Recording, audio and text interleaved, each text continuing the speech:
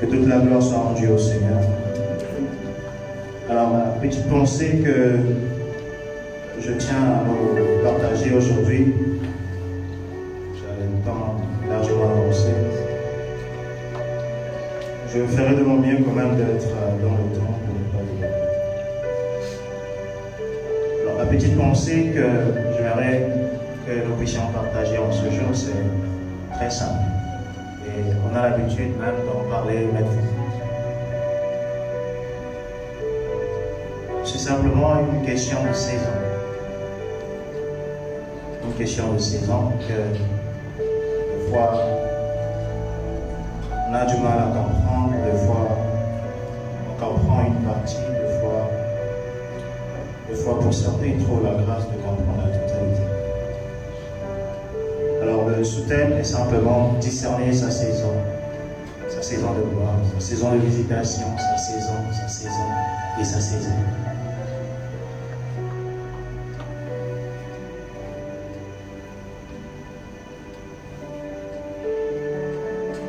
Alors, nous allons juste prendre un passage qui fait partie des passages que nous avons l'habitude d'étudier. 1 Chronique 12, le verset 33. Si on peut le projeter, s'il vous plaît. Oui. Le verset 33.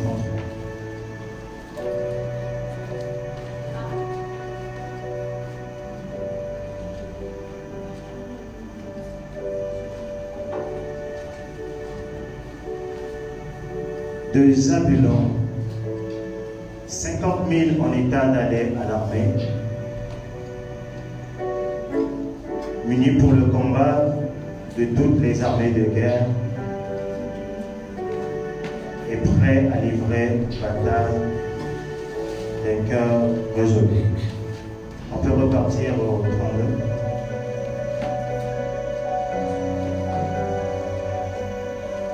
Désolé. Sur ma Bible, c'était autrement.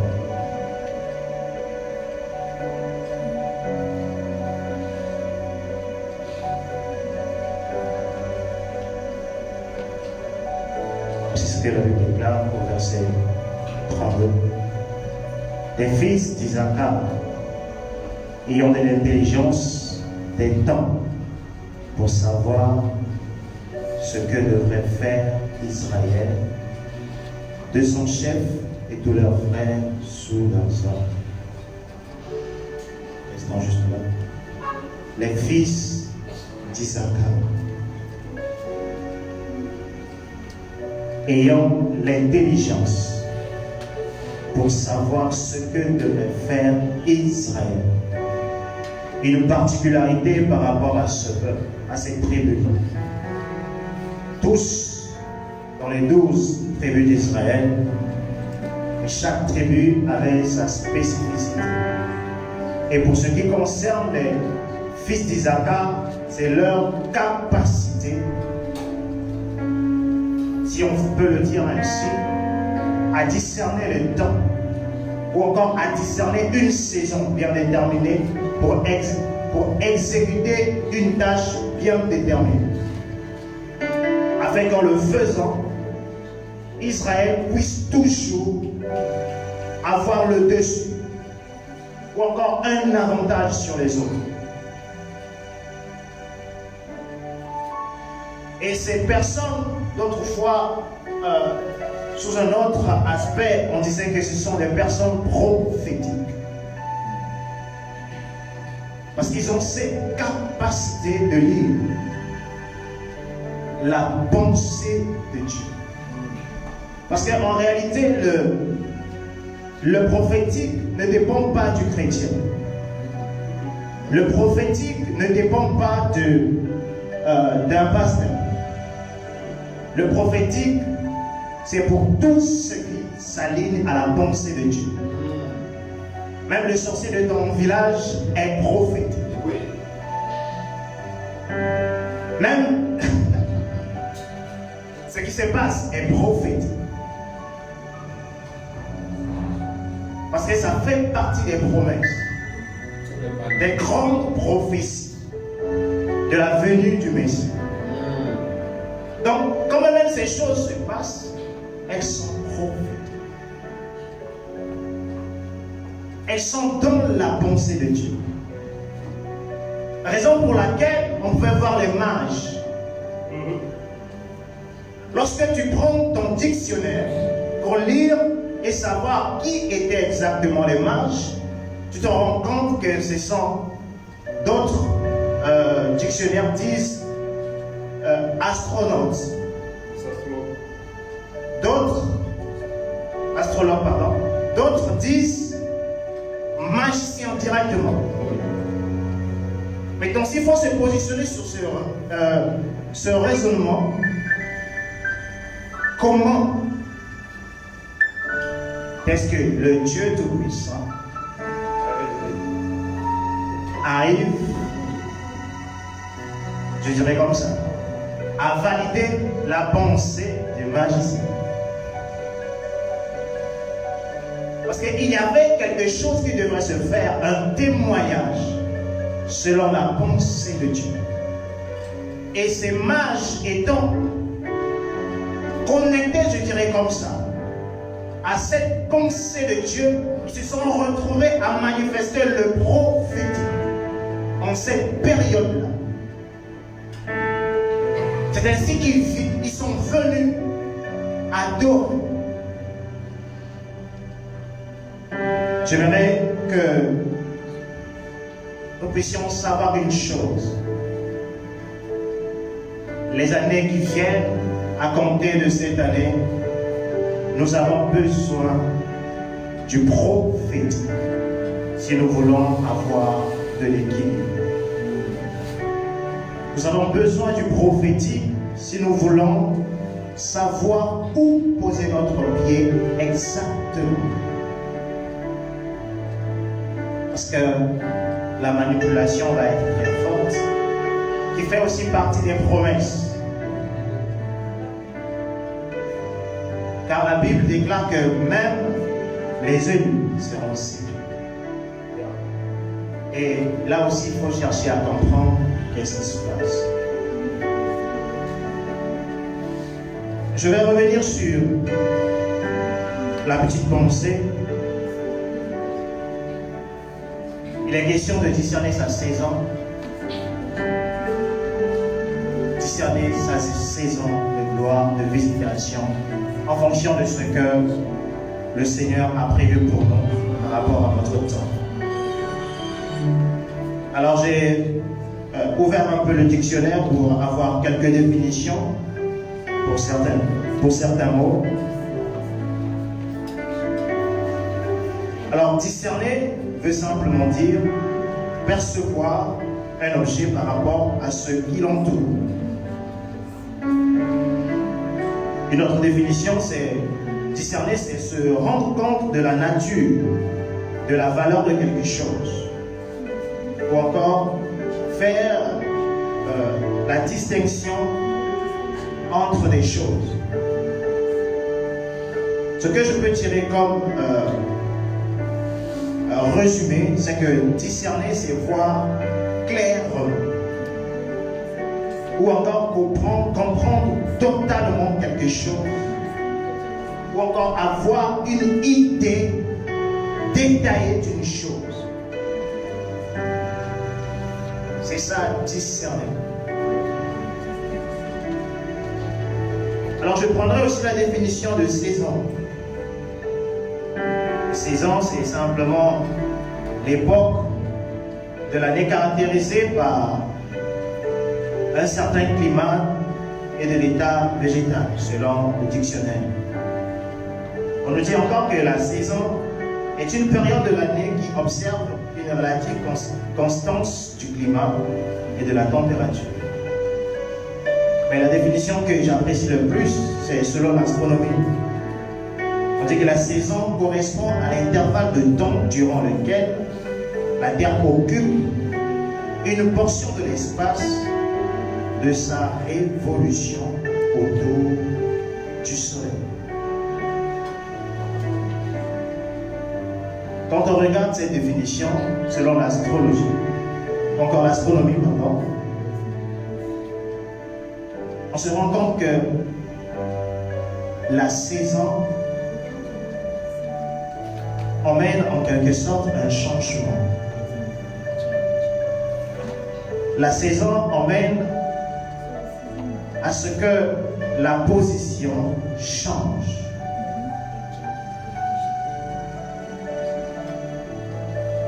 Maintenant, le petit souci est que nombreux ou encore de fois, il arrive que les gens se retrouvent dans leur saison, mais ils ne savent pas comment se positionner par rapport à la saison. C'est bien d'être dans sa saison, mais c'est mieux d'entrer dans sa saison. Parce que tu peux être dans ta saison et ne pas entrer dans ta saison.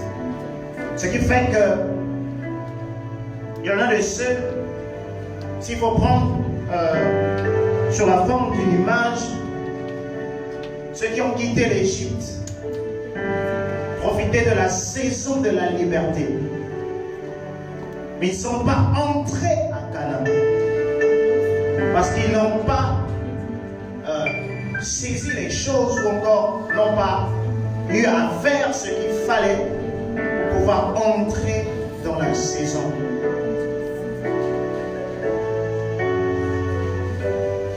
D'où la petite pensée ou encore la petite question de nous demander un peu quelles sont les saisons que les autels de ta famille ont définies pour toi.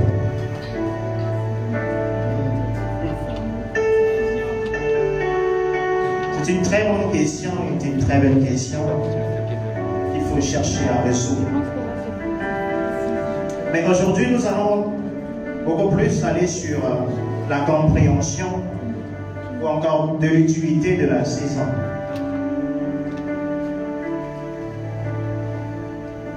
Alors je vais dire simplement que discerner sa saison, c'est se rendre compte de la valeur de quelque chose que l'on doit avoir selon le calendrier de Dieu. Parce que si nous nous rendons compte, ou encore nous comprenons le pourquoi de la chose, nous mettrons dans la dynamique d'aller obtenir la chose.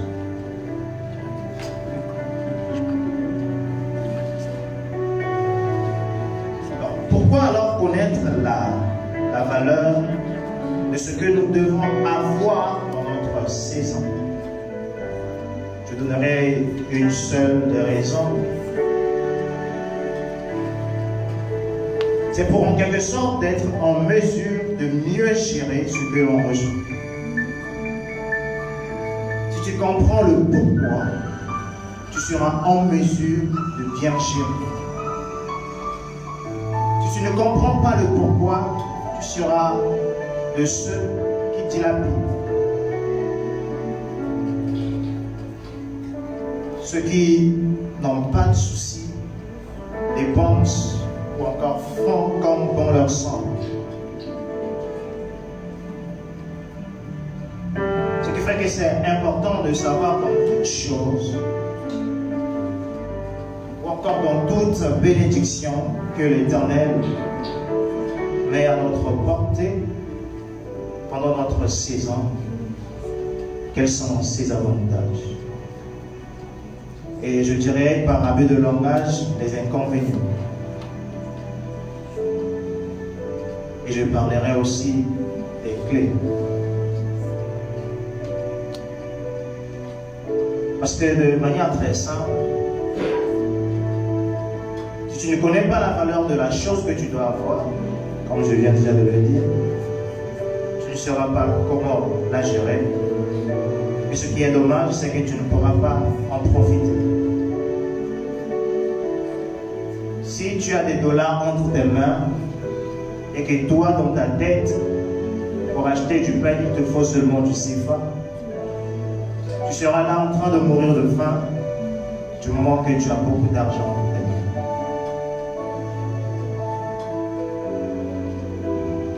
Donc je vais essayer d'illustrer un tout petit peu cette question de saison. S'il faut par exemple parler d'un contexte de mariage,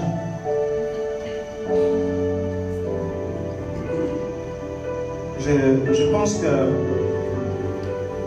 comme toujours, la question tournant autour du mariage est, entre guillemets, assez convoitée par les femmes, si on peut le dire ainsi,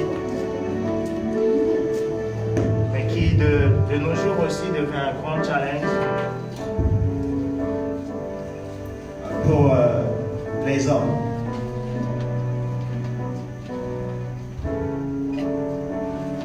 Imaginons un peu quelqu'un qui veut se marier, qui pense au mariage, et qui ne connaît même pas les principes du mariage.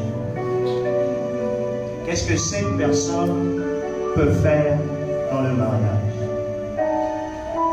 Est-ce qu'il sera en mesure de produire, il faut dire ainsi, un bon résultat au sein du mariage? Ou bien ce serait beaucoup plus de casse-tête, beaucoup plus de tiraillement? Parce que la base des choses n'a pas été comprise.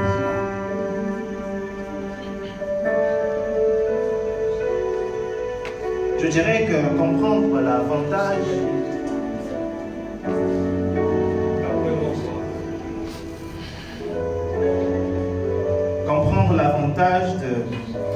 du temps auquel on se trouve,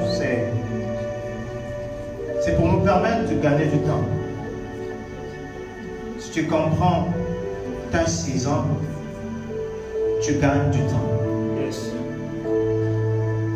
Ça t'évite de tourner gauche-droite. Oh, yes. Si tu comprends la saison auquel tu te trouves, tu as l'avantage sur la prise de bonnes décisions.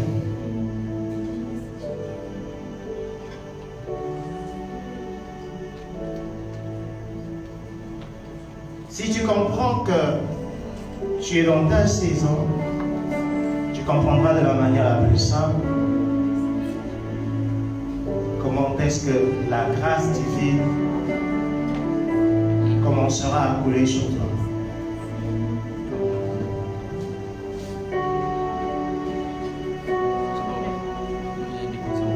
C'est pourquoi c'est très important de pouvoir connaître sa saison.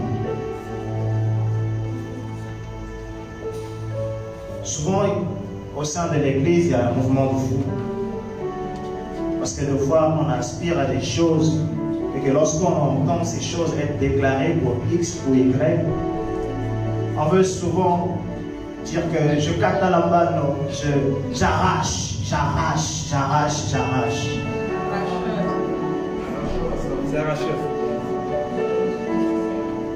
Je dirais que c'est dans d'autres contextes, ça peut passer. Mais aussi dans d'autres contextes, ça ne peut pas passer. Parce qu'il est question aussi de la saison.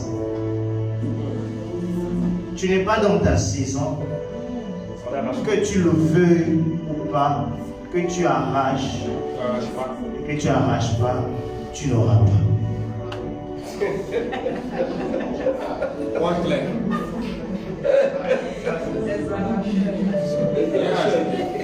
Point clair. Parce que la question de la saison, c'est une question de saison, de s'aligner sur la pensée de Dieu. Ce n'est pas ta pensée, parce que tu sens qu'il y a la fraîcheur, tu dois te marier. Est-ce que c'est ta saison? C'est pas ta saison, attends ta saison. J'aurais bien aimé continuer, mais il faut respecter le temps. Que le nom du Seigneur soit béni. Que toute la gloire soit pour Dieu.